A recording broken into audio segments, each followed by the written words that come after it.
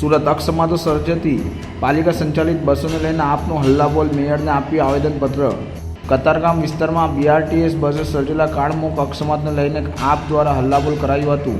પાલિકામાં મેયરને આવેદનપત્ર આપીને શહેરમાં ચાલતી બીઆરટીએસ અને સિટી બસોના જવાબદાર અધિકારીઓને સસ્પેન્ડ કરવા અને ઇજારદારોને બ્લેકલિસ્ટ કરવા માંગ કરાઈ હતી। પાલિકાના વિરોધ પક્ષ નેતા પાયલ સાકરિયાની આગેવાનીમાં આપ નેતાઓ અને કાર્યકરોએ મેયરને આવેદનપત્ર આપ્યું હતું। નારેબાજી સાથે સૂત્રો લખેલા કટઆઉટ સાથે વિરોધ પ્રદર્શન કરવામાં આવ્યું હતું।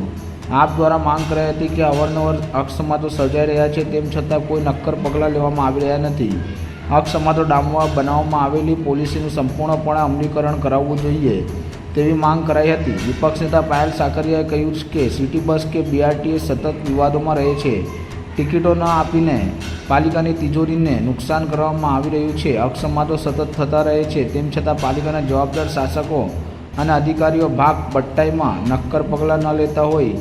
અમે રજૂઆત કરીએ છીએ કે ડ્રાઈવર કંડક્ટર પર સામાન્ય કાર્યવાહી કરીને સંતોષ ન માનવો, પરંતુ યોગ્ય કાર્યવાહી કરવી જરૂરી છે।